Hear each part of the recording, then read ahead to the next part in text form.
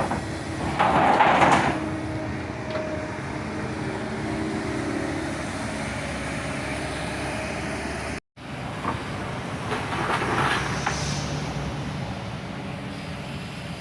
สดีครับเจอกันอีกแล้วนะครับ วันนี้เราก็อยู่กับทีมงานขอบคุณและเพื่อนเหมือนเดิมนะครับอยู่กับโกเปโก้ SK 200นะครับวันนี้เป็นซุปเปอร์ X นะครับหลังจากเลิกงานนะครับ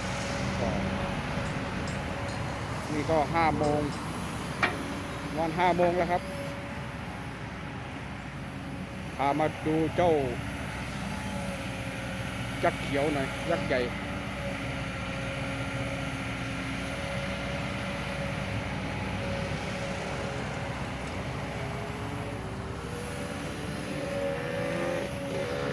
เขาทำทางนะครับเป็นงานกำลังทำทางอยู่วันนี้ก็เหมือนเดิมนะครับมาไม่ทันเขาถมดินนะครับนี่ผมใกล้จะเต็มแล้วนะฮะผมใกล้เต็มแล้ว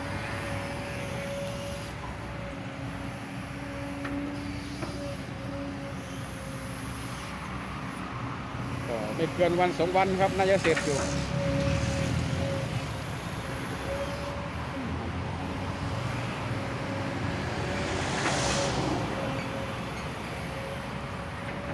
กับ200 คันใหญ่ๆเลยครับมือปีศาจนะครับ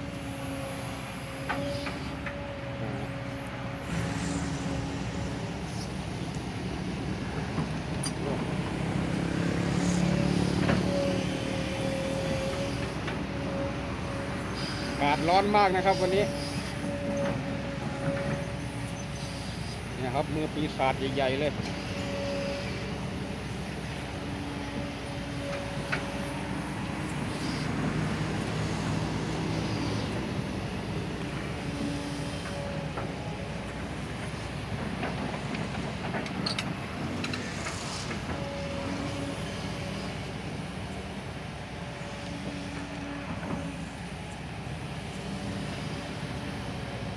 มืออย่างใหญ่เลยนะครับ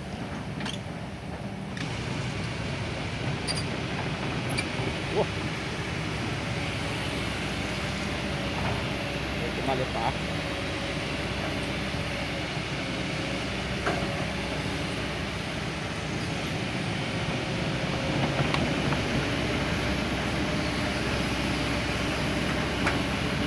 เราดูนะป๋าทำยังไงนะอ๋อเขาเป็นเหล็กครับเขาเป็นเหล็กเขาวาง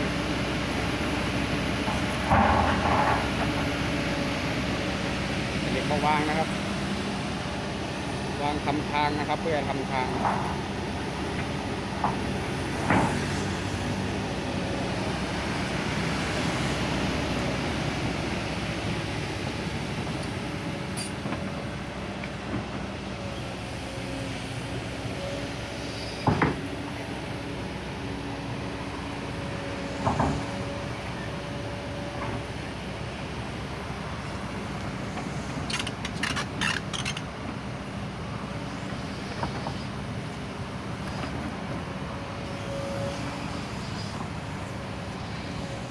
ทำทาง10 ล้อขึ้นนะครับทำทางรถบรรทุกดินขึ้นมาก็จะดำดินนะครับเนี่ยครับทางขึ้นอย่างนี้ทำทางขึ้นมาเนี่ย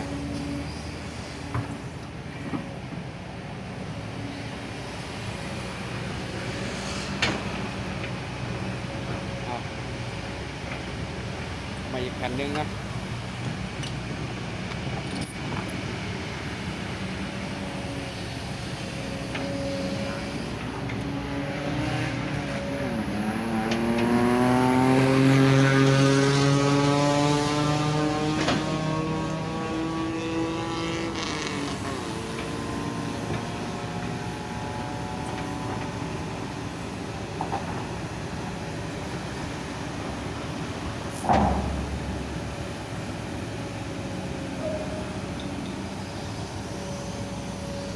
ากาศตอนเย็นครับก็จะมืดๆหน่อยนะครับ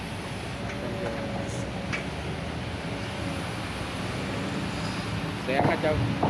ไม่ค่อยสว่างเท่าไหร่แล้ว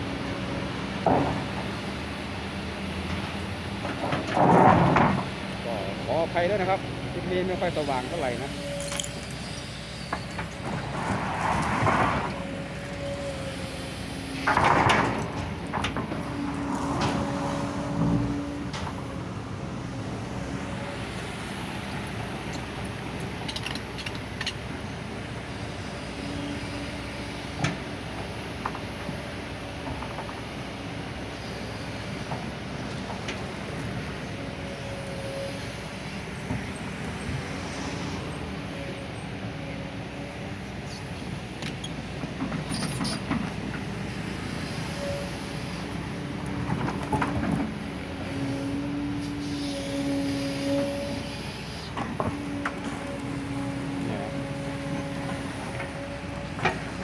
มือใหญ่กันเลย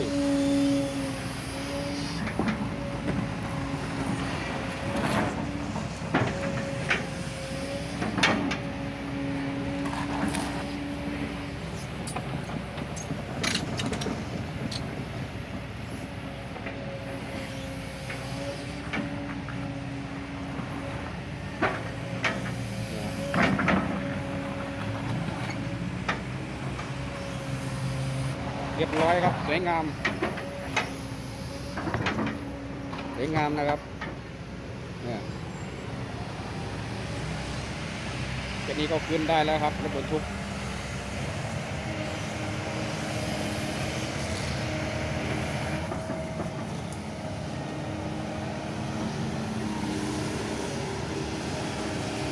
หาดินมาวางนะครับหาเขานะ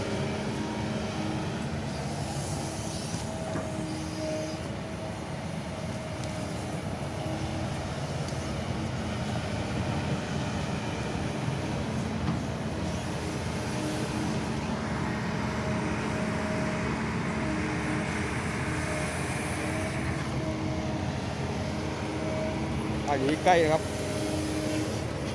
ดูใกล้นะครับแดดลดในการดูนะฮะ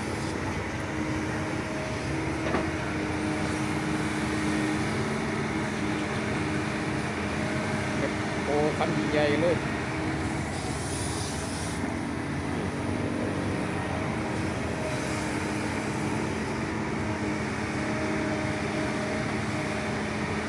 คันใหญ่มากเลยนะครับอาร์มใหญ่มาก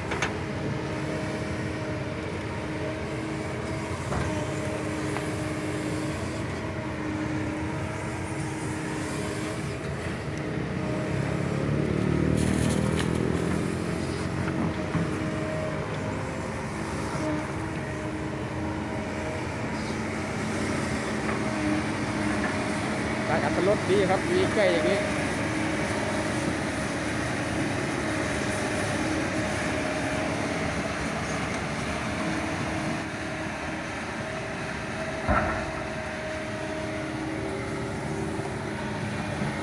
โอ้มาไปไหนเนาะ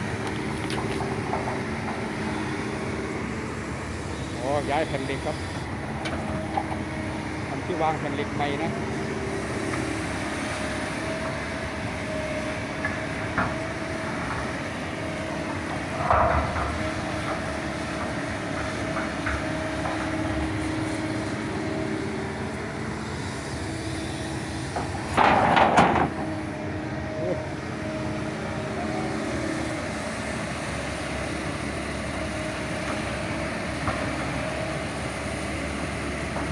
สำหรับคลิปนี้ก็บายนะครับเจอกันคลิปหน้าครับผมสวัสดีครับ